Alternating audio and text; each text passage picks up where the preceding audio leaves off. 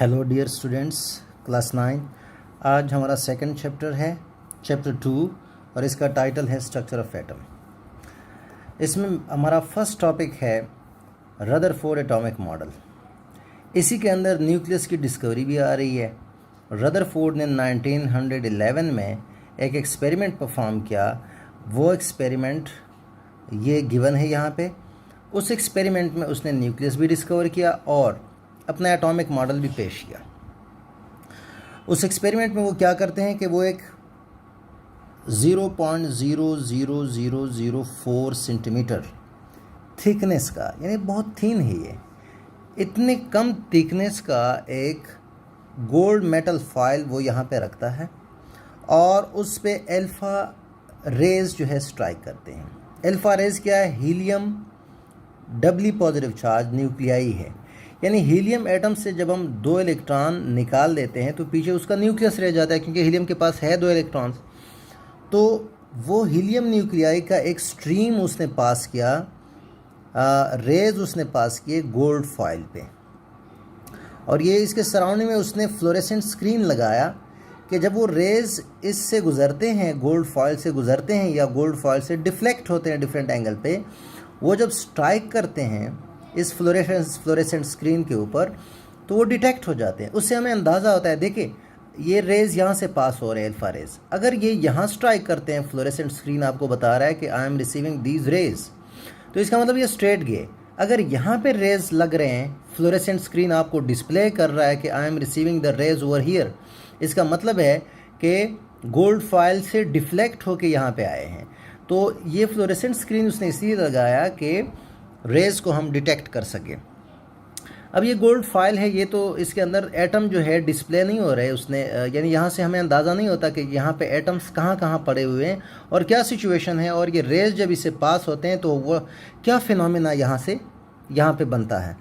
तो यहाँ पे हम एटम्स को थोड़ा बड़ा ड्रॉ करके इनको हम प्रेजेंट करते हैं। ये एटम्स हैं बड़े बड़े, 3 लेयर से, 1 लेयर 2 3।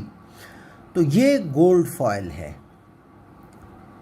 0.00004 सेंटीमीटर थिकनेस का। बुक में यहाँ पे 3 ज़ीरोज़ लगे हैं, they are actually 4 zeros. Alpha rays को जब उसने पास किया तो ज़्यादातर रेज सीधा गुजर गए, ये देखें, दे वेंट स्ट्रेट। इस एक्सपेरिमेंट में बोहर रदरफोर्ड के ये ऑब्जर्वेशंस हैं। मेजॉरिटी वेंट स्ट्रेट, ज़्यादातर रेज सीधा गुजर गए। Second observation, few deflected, yes, ये देखो ये यहाँ से डिफ्लेक्ट हो रहा है, रिपेल हो रहा है, रिपल्शन के नतीजे में डिफ्लेक्शन हो रही है, अपना रास्ता चेंज कर रहे हैं। कितने एंगल के साथ? देखिए पहले स्ट्रेट गए, अभी इस तरफ डिफ्लेक्ट हो गए। तो स्ट्रेट जो रेज गए हैं और जो डिफ्लेक्ट हो गए, इनमें एंगल कितना है? Lesser than 90। तो इस तरह के जो थे, they were few who were deflected. The third observation was that 1 out of 1 million deflected at angle greater than 90।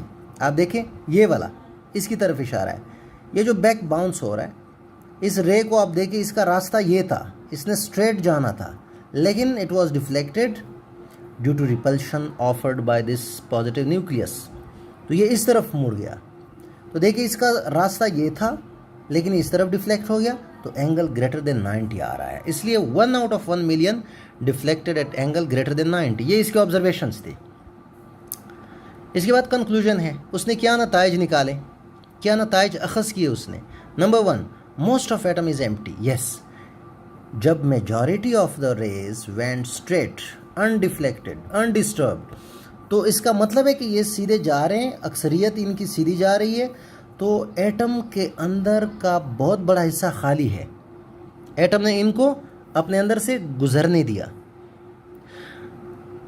Second conclusion, there is a central positively charge body nucleus. उसने कहा कि ये जो पॉजिटिवली चार्ज अल्फा रेज यहाँ आके deflect हो रहे हैं, देखिए एटम के इधर उधर से ये गुजर सके, लेकिन सेंटर में जब आ गए तो यहाँ से डिफ्लेक्ट हो गए डिफरेंट एंगल पे।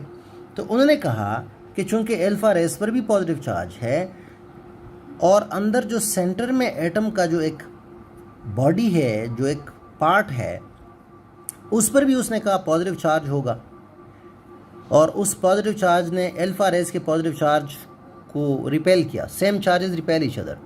तो उसने कहा कि ये जो अल्फा पार्टिकल या अल्फा रेज डिफ्लेक्ट हो गए, the central body must be positively charged, it must have repelled them, this is why they deflected at different angles. ठीक है, न्यूक्लियस के इधर उधर से तो गुजर गए, लेकिन जब सेंटर में आ गए, ठीक है, एटम के सेंटर में जब आ गए तो वहाँ से उनको डिफ्लेक्शन हो गई। क्यों? क्योंकि पॉजिटिवली चार्ज्ड सेंट्रल न्यूक्लियस ने उनको रिपेल किया। Positive positive repel each other, nucleus is positive, alpha rays are positive, this is why repulsion took place. Third one, सवाल ये है कि बहुत ज़्यादा रेज जो है वो सेंटर से, वो एटम से गुजर रहे हैं। इसका मतलब है कि एटम का ज़्यादातर हिस्सा खाली है, और दूसरा ये है कि वो जिस हिस्से से गुजर रहे हैं, देखिए ये इधर से गुजर रहे हैं, ये शेल्स हैं न्यूक्लियस, ये ब्लैक ब्लैक मैंने न्यूक्लियस शो किया है, और जो ग्रीन मैंने शो किया ये शेल्स हैं डिफरेंट। तो शेल्स में से ये गुजर रहे हैं। शेल्स में क्या होते हैं? इलेक्ट्रॉन्स होते हैं। इसका मतलब कि हैवी अल्फा पार्टिकल्स को इलेक्ट्रॉन्स ने नहीं रोका। इलेक्ट्रॉन्स की बस की बात नहीं है कि वो हैवी अल्फा पार्टिकल्स को रोक सके। Electrons are very much light, इतने लाइट है कि इलेक्ट्रॉन को हम एटॉमिक मास में कंसीडर नहीं करते, मास नंबर में हम कंसीडर नहीं करते। What is mass number? हमने फर्स्ट चैप्टर में कर लिया। मास number is the number of proton plus number of neutron, यानी इलेक्ट्रॉन का हम नाम भी नहीं लेते मास में। इसका मतलब ये इतने लाइट है कि ये हैवी अल्फा पार्टिकल्स को नहीं रोक सकते। This was all about his experiment. ठीक है, ये क्वेश्चन 2013 और 14 में कंसेक्यूटिवली दोनों साल आया था। 10 मार्क्स का क्वेश्चन था। इसमें बच्चों को कन्फ्यूजन भी हुई थी। रदरफोर्ड एटॉमिक मॉडल था और न्यूक्लियस की डिस्कवरी थी। तो बच्चों ने जो है, कुछ स्टूडेंट्स ने न्यूक्लियस की डिस्कवरी डिटेल से ये सारा लिखा था, आगे रदरफोर्ड एटॉमिक मॉडल नहीं लिखा था। 10 मार्क्स के लिए आपको बहुत कुछ लिखना पड़ता है, तो न्यूक्लियस की डिस्कवरी भी इसमें आ जाती है अगर 10 मार्क्स का क्वेश्चन आता है, और रदरफोर्ड एटॉमिक मॉडल भी आ जाता है इसमें। Now what is Rutherford atomic model? उसने इस एक्सपेरिमेंट के नतीजे में अपना एक मॉडल पेश किया, रदरफोर्ड एटॉमिक मॉडल। 1911 में इसने ये काम किया। उसने कहा कि इलेक्ट्रॉन्स बिल्कुल इस तरह घूमते हैं अपने न्यूक्लियस के गिर्द जिस तरह प्लैनेट्स सन के गिर्द घूम रहे हैं। तो उसने कहा जो मेरा मॉडल है, it is solar system like model. Yes, we admit, हम मानते हैं बिल्कुल एग्जैक्ट प्लैनेटरी मॉडल है। तो इसके पोस्टुलेट्स हैं। पोस्टुलेट है इसका number 1, atom is electrically neutral. Electrically neutral का मतलब है कि एटम पर कोई इलेक्ट्रिकल चार्ज नहीं है, न पॉजिटिव है न नेगेटिव है। तो सवाल ये बच्चे पूछते हैं कि इस एटम के अंदर तो इलेक्ट्रॉन्स भी हैं, उन पर चार्ज है, प्रोटॉन भी है, उन पर भी चार्ज है। प्रोटॉन पर पॉजिटिव है, इलेक्ट्रॉन पर नेगेटिव। तो इसको चार्ज होना चाहिए। जवाब इसका ये है कि भाई जितने इलेक्ट्रॉन्स हैं नेगेटिव चार्ज हैं, उतने प्रोटॉन्स हैं पॉजिटिव चार्ज है। तो नेगेटिव चार्ज पॉजिटिव चार्ज एक दूसरे को कैंसिल आउट कर रहे हैं, न्यूट्रलाइज कर रहे हैं, इसलिए एटम इज़ न्यूट्रल। ठीक है, और न्यूट्रॉन पर कोई चार्ज होता नहीं है, तो एटम इज़ न्यूट्रल। दूसरा point, electron revolve around nucleus just like planets do around the sun. जिस तरह सन के गिर्द प्लैनेट्स घूम रहे हैं, इस तरह इलेक्ट्रॉन भी घूम रहे हैं। उसने कहा कि the mass of an atom is concentrated in the centre and that centre is a positively charged body called nucleus. तो mass of atom is due to nucleus. मैं फिर रिपीट कर रहा हूँ, देखिए मास नंबर हमने फर्स्ट चैप्टर में define किया था। Mass number is number of proton plus number of neutron. तो प्रोटॉन न्यूट्रॉन कहाँ पाए जाते हैं? न्यूक्लियस में पाए जाते हैं। तो इसका मतलब है mass of atom is due to nucleus, not due to electrons. Electrons are not counted in determining or in dealing with masses or mass number or atomic masses. Atomic mass mass number में electrons का कोई role नहीं है। Electrons revolve इन circular paths called orbits. जिस तरह planets अपने orbits में घूम रहे हैं एग्जैक्ट इस तरह इलेक्ट्रॉन्स न्यूक्लियस के गिर्द जिन राहों में जिन पाथ्स में घूम रहे हैं, रिवॉल्व कर रहे हैं, दूज आर कॉल्ड ऑर्बिट्स। इनको शेल्स भी कहते हैं, ऑर्बिट को शेल भी कहते हैं। The last point is that nucleus electron को अपने गिर्द जिस फोर्स के ज़रिए मजबूर कर रहा है that is centripetal force. Physics में आपने पढ़ा है, वो सेंट्रीपेटल फोर्स है। अब वो फोर्स बराबर है to the attractive force between nucleus and electron. Yes, उस अट्रैक्टिव फोर्स की वजह से तो सेंट्रीपेटल फोर्स प्रोवाइड हो रहा है। एक न्यूक्लियस इलेक्ट्रॉन्स को अपने गिर्द क्यों अब घूमने पे मजबूर कर रहा है? बिकॉज न्यूक्लियस पर पॉजिटिव चार्ज है, उसके अंदर प्रोटॉन्स हैं, न्यूट्रॉन भी है लेकिन उन पर चार्ज कोई नहीं, चार्ज सिर्फ प्रोटॉन पे है। तो न्यूक्लियस पर पॉजिटिव चार्ज है और उसके गिर्द घूमने वाले इलेक्ट्रॉन्स पर नेगेटिव चार्ज है। तो positive negative attract each other, और इस अट्रैक्शन को कहते हैं electrostatic force of attraction. Positive negative attract each other, this is called electrostatic force of attraction. Positive and negative repel each other, this is called electrostatic force of repulsion. तो कहते हैं कि जो सेंट्रीपिटल फोर्स है जो nucleus provide कर रहा है और जिसके नतीजे में इलेक्ट्रॉन घूम रहा है around the nucleus, that force is centripetal force and is equal to the electrostatic force of attraction between the nucleus and electrons, or between the protons in the nucleus and electrons around the nucleus. ठीक है, these two forces are equal. अगर ये unequal हो गई तो फिर electron revolve नहीं करेगा न्यूक्लियस के गिर्द। अगर सेंट्रीपेटल फोर्स बढ़ गया तो इलेक्ट्रॉन बाहर निकलेगा, अगर सेंट्रीपेटल फोर्स इलेक्ट्रोस्टैटिक फोर्स से कम हो गया तो इलेक्ट्रॉन न्यूक्लियस में जाके गिरेगा।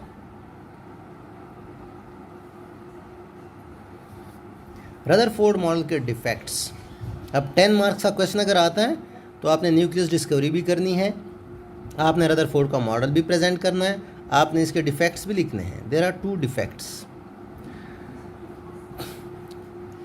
रदरफोर्ड को जो कन्फ्यूजन थी वो ये थी कि उसने कहा कि एक शेल या ऑर्बिट में रिवॉल्विंग जो इलेक्ट्रॉन है, जो इलेक्ट्रॉन घूम रहा है अराउंड द न्यूक्लियस, उसके बारे में उसको कन्फ्यूजन हुई। उसने कहा कि इसकी एनर्जी वक्त के साथ साथ कम होगी, क्योंकि क्लासिकल फिजिक्स भी यही कहता है, न्यूटोनियन फिजिक्स से, भाई कोई बॉडी मूव कर रहा है, रिवॉल्व कर रहा है या स्ट्रेट मूव कर रहा है, it must be provided energy. ठीक है, अगर आप एनर्जी प्रोवाइड नहीं करेंगे तो वो रुक जाएगा। तो इसको भी एक कन्फ्यूजन थी रदरफोर्ड को कि the energy of electron must decrease with the passage of time because electron must emit energy. इसको एनर्जी एमिट करनी चाहिए क्योंकि ये घूम रहा है, जाहिर बात है घूमने के लिए एनर्जी चाहिए होगी। तो कॉन्टीन्यूसली घूम रहा है day and night all the times, it can never take rest. तो उसने कहा इसकी एनर्जी आखिर में कम होगी। जब कम होगी तो वो न्यूक्लियस के गिर्द रिवॉल्व करते हुए आखिर में न्यूक्लियस के अंदर गिर जाएगा, क्योंकि उसकी एनर्जी कम होगी, ख़त्म हो जाएगी आखिर में।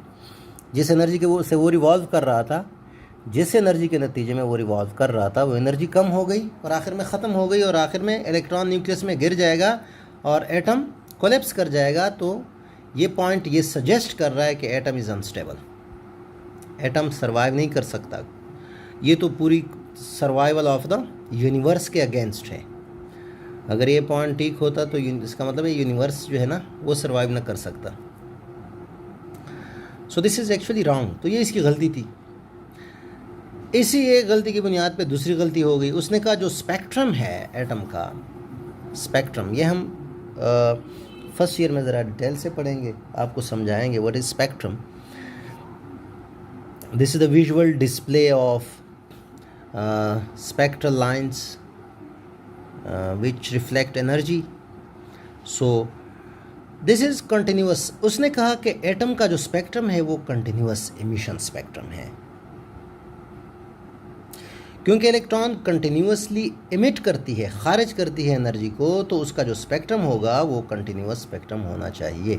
हालांकि इस तरह नहीं है, एटम का जो स्पेक्ट्रम है वो लाइन है। उसने कहा कंटिन्यूस है क्योंकि इलेक्ट्रॉन कंटिन्यूसली एनर्जी इमिट कर रहा है।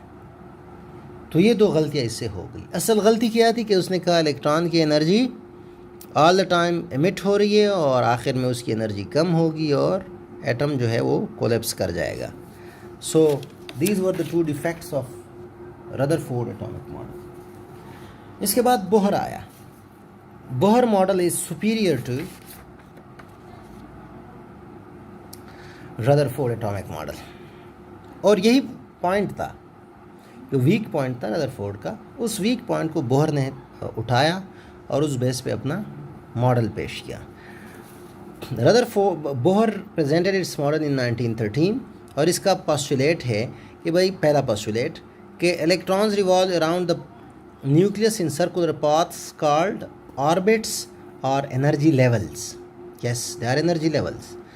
The energy of electron in a given orbit is fixed. ये इसका प्लस पॉइंट था जिसकी वजह से ये मॉडल सुपीरियर बन गया। उसने कहा कि रिवॉल्विंग इलेक्ट्रॉन को नेचर ने एक एनर्जी दी हुई है फ्रॉम द डे वन, और उस एनर्जी की बेस पे ये रिवॉल्व कर रहा है, तो इसकी एनर्जी फिक्स होती है।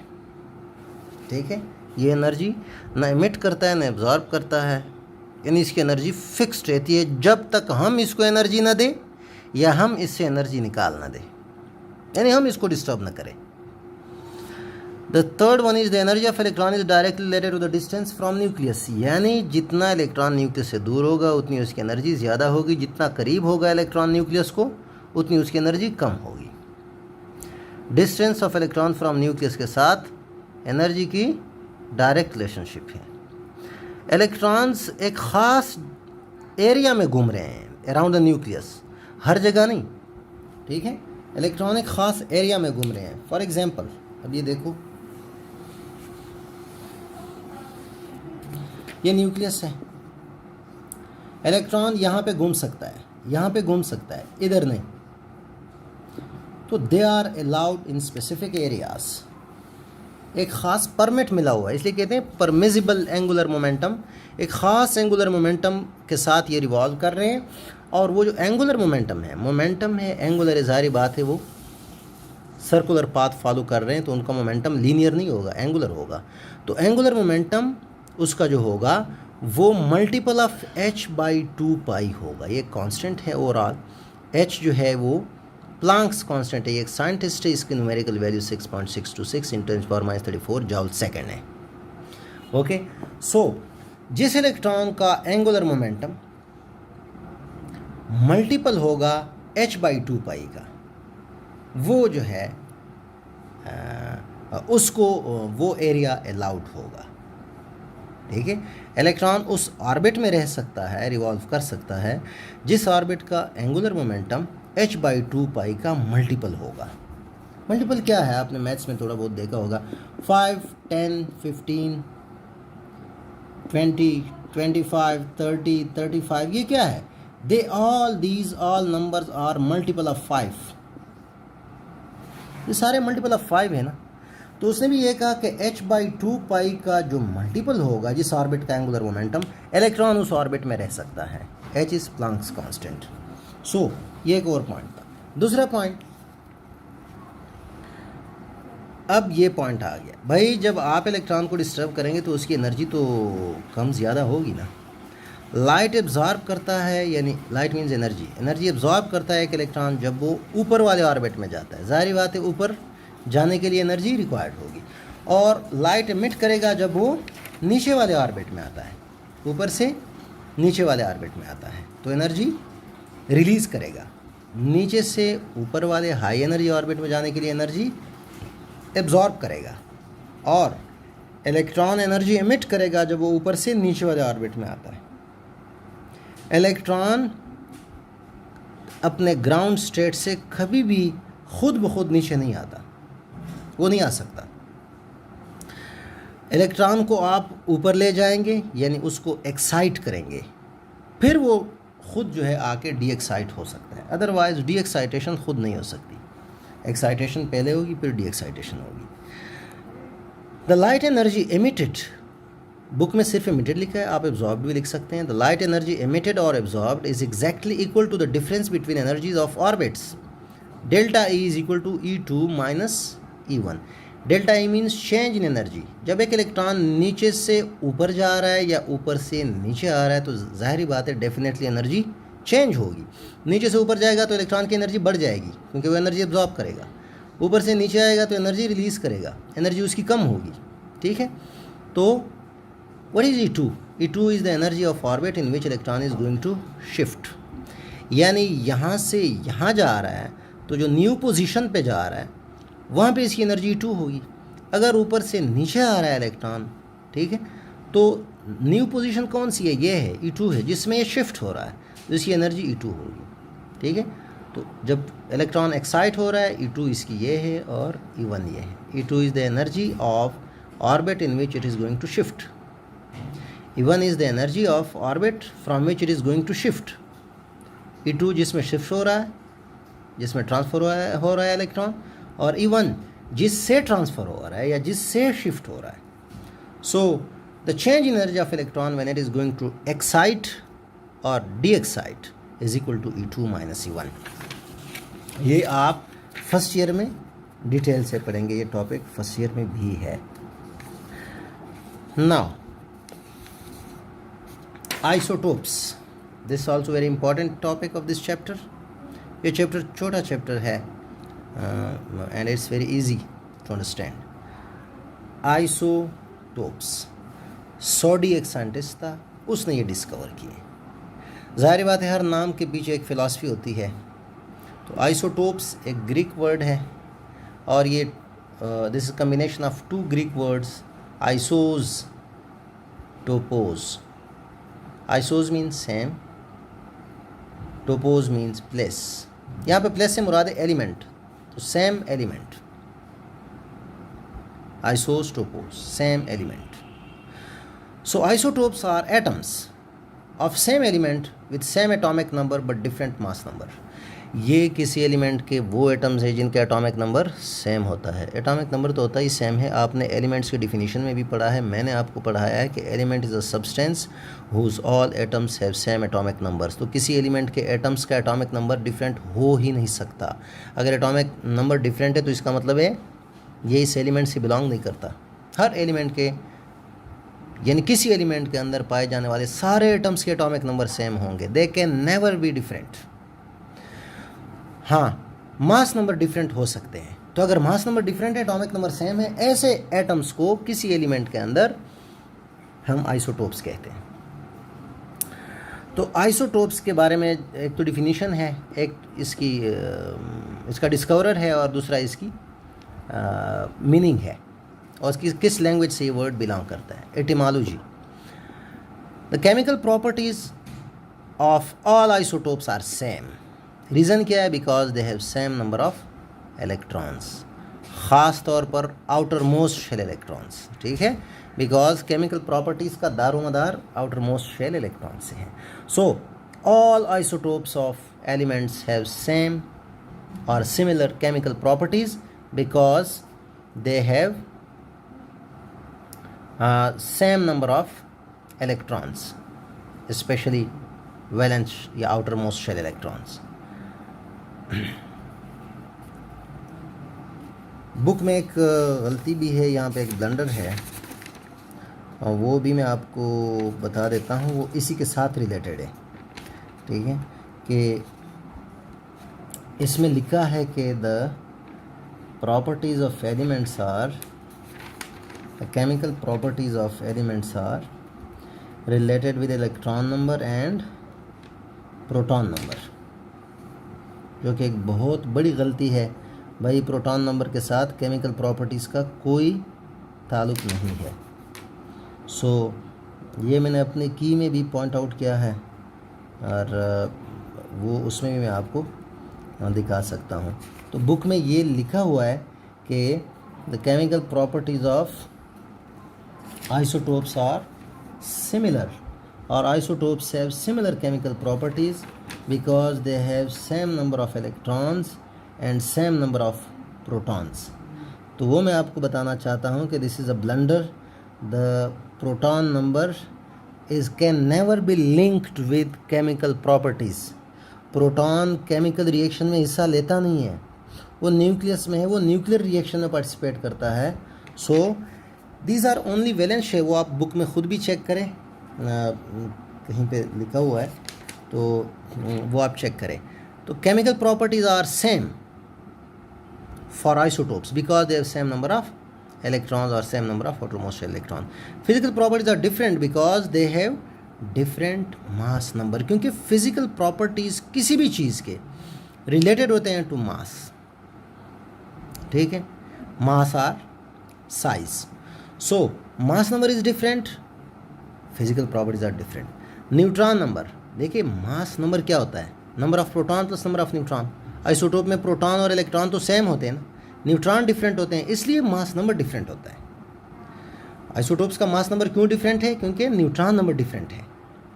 प्रोटॉन नंबर तो सेम है ना, प्रोटॉन इलेक्ट्रॉन नंबर तो सेम होता है एटम्स में। एटॉमिक नंबर की डिफिनीशन यही है कि द नंबर ऑफ इलेक्ट्रॉन्स और number of protons in an atom, neutral atom, is called atomic number.